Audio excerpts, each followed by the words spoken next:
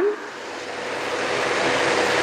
पतितों को पावन बनाने वाला पतित पावन कहा जाता है।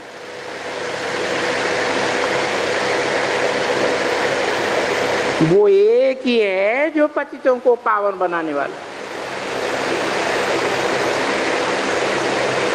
और तो इस कलयुगी दुनिया में सब पतित बन जाते।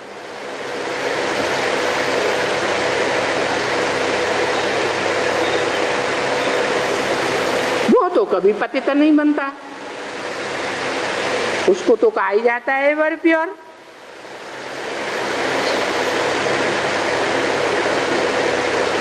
जिस मुकर्रर तन में आते हैं उसे भक्ति मार्ग में भी कहते हैं शंकर को अमोघ वीर्य।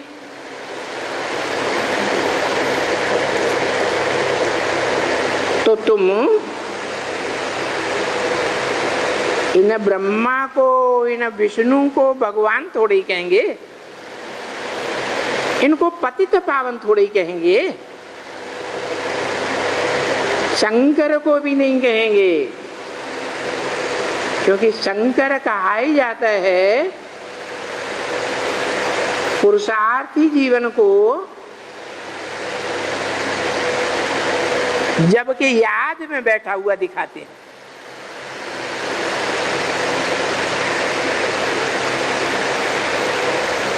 संपूर्ण है तो याद करने की दरकार नहीं।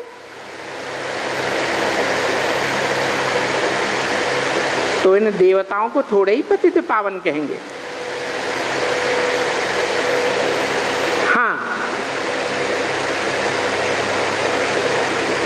शंकर के मुकर्रर रथ में शिव की आत्मा पतित पावन है, इसलिए शिवलिंग कहा जाता है, कभी शंकर लिंग नहीं कहा जाता। और शिवलिंग ही पूजा जाता है। और देवताओं के सभी इंद्रियां पूजी जाती हैं सिवाय लिंग के। लेकिन शिव बाबा का शिवलिंग प्रसिद्ध है। ये शिवलिंग के मंदिर सारे भारत में ही नहीं, सारी दुनिया में ये शिवलिंग मिले हैं।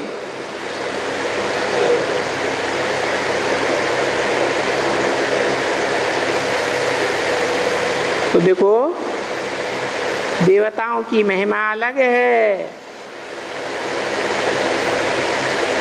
भगवान की महिमा अलग है। तो पहले पहले जब प्रदर्शनी में भी समझाओ, कि आजकल तुम बच्चों को प्रदर्शनी में बहुत समझाना होता है, इसलिए पहले पहले तो त्रिमूर्ति ही है। क्योंकि शिव अकेला इस सृष्टि पर नहीं आता है, किसके साथ आता है? तीन मूर्तियों के साथ आता है। तो त्रिमूर्ति जरूर चाहिए, क्योंकि वर्षा मिलना है ना बच्चे।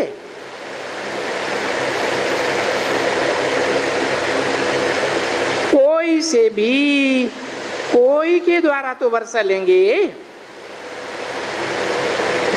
नहीं तो निराकार से कैसे वर्षा लेंगे। तो पहले पहले इनके ऊपर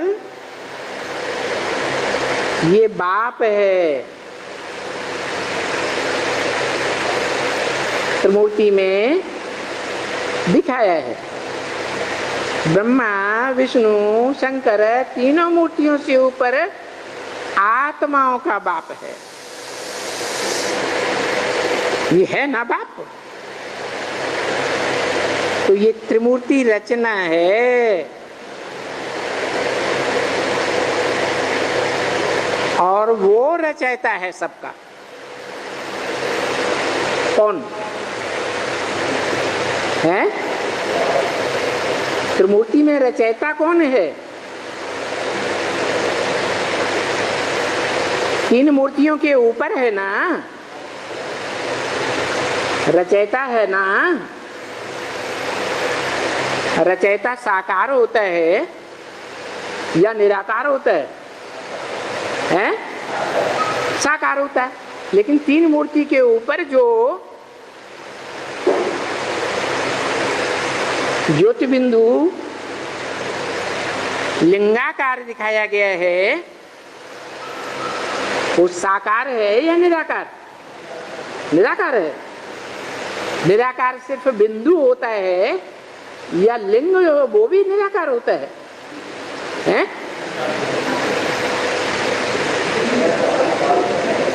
तो इससे साबित हुआ कि वो जो लिंग है साकार रूप वो साकार की यादगार है। वो साकार पुरुषार्थ संपूर्ण होने पर अपने कर्मेंद्रियों को भूल जाता है। ऐसी गहरी निराकार बाप की याद में टिक जाता है। तो ये स्टेज कैसे दिखाई जाए? इसलिए मूर्तिकारों ने ये लिंगाकार स्टेज दिखाई है कि हाथ पांव नाक आंख कान कुछ भी नहीं, इनकी स्मृति ही नहीं है, इंद्रियों की स्मृति नहीं है। तो लिंग ही हुआ।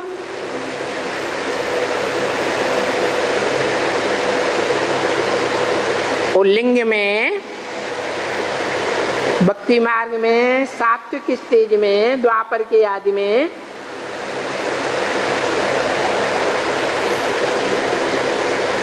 शिव ज्योति बिंदु की यादगार हीरा दिखाया गया।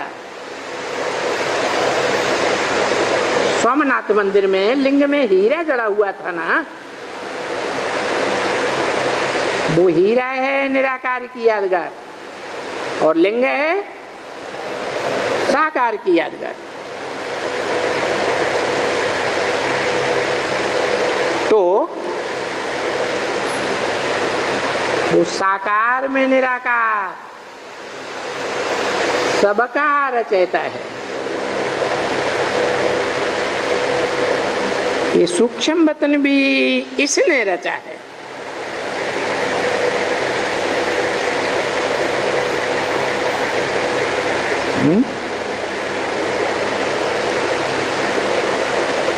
किसने रचा है?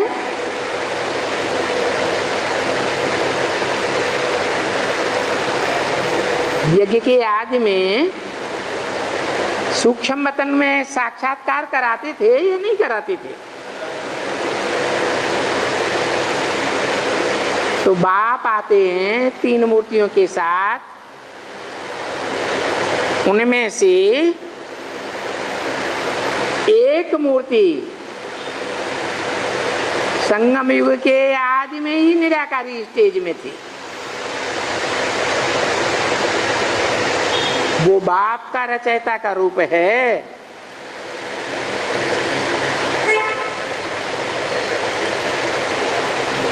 तो वो सूक्ष्म वतन भी इसने रचा है।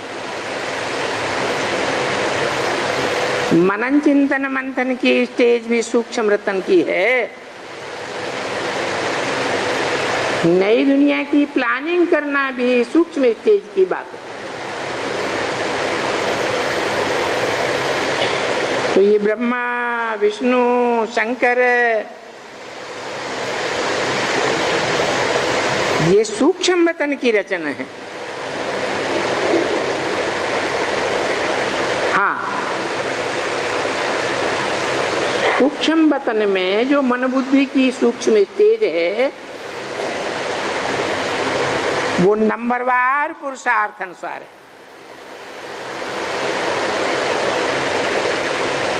सबसे नीची स्टेज है ब्रह्मा की, उससे ऊंची स्टेज है विष्णु की, और इन दोनों से भी ऊंची स्टेज है शंकर की।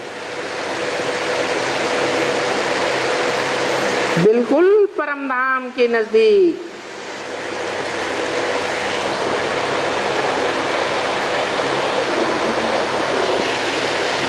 निराकार बाप के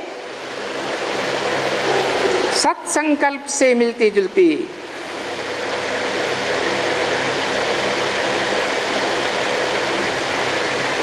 तो बताया वो रचयिता बाप से ही वर्षा मिलता है। मनन चिंतन मंथन का वो सूक्ष्म वतन का वर्षा भी बाप से मिलता है।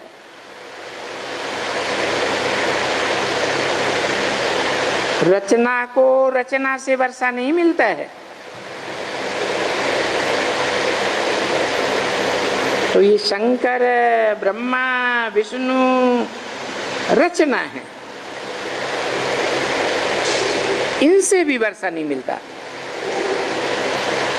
वर्षा देने वाली आत्मा आत्माओं का बाप है।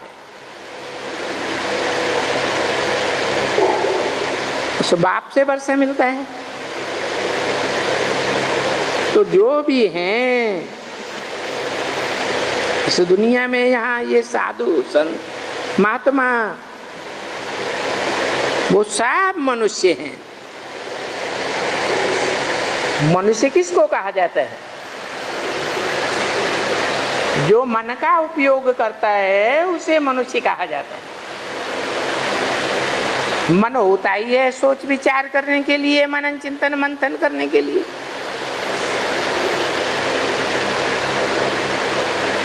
भगवान को तो सोच विचार करने की दरकार ही नहीं। वो तो जन्म मरण के चक्र में भी नहीं आता, इसीलिए वो त्रिकालदर्शी है।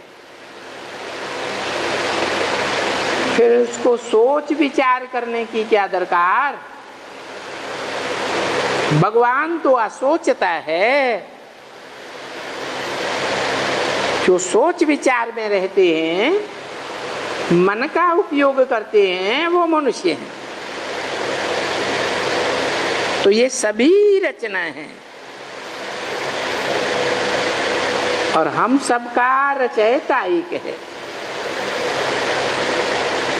इसलिए गाया जाता है सर्व का सदगति दाता एक, सर्व का बाप एक।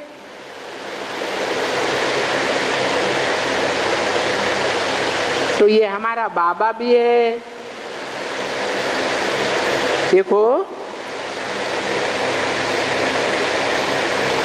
इतनी बाप की पहले पहले महिमा करते हैं क्योंकि ये सबका बाबा है।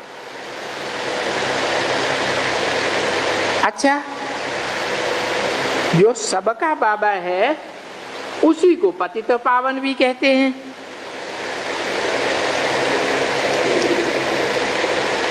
अब ये ज्ञान का सागर भी इनको कहा जाता है।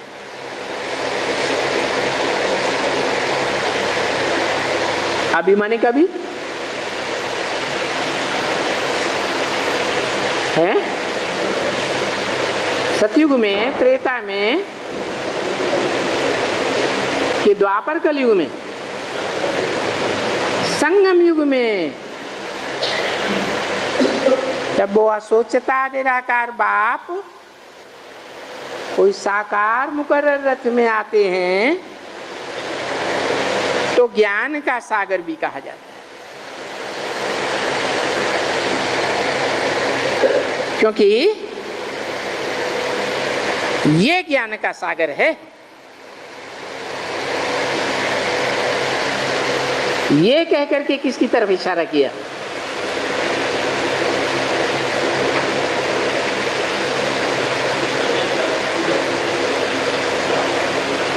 ये ज्ञान का सागर है।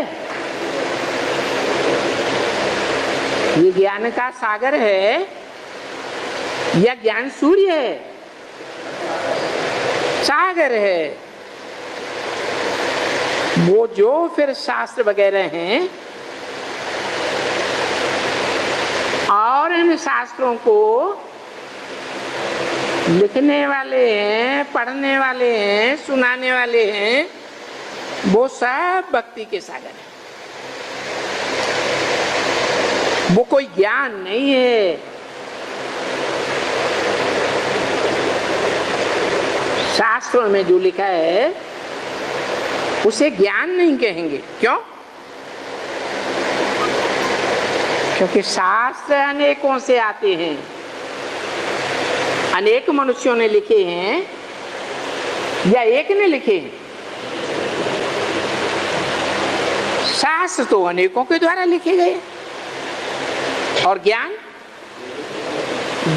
तो एक से आता है।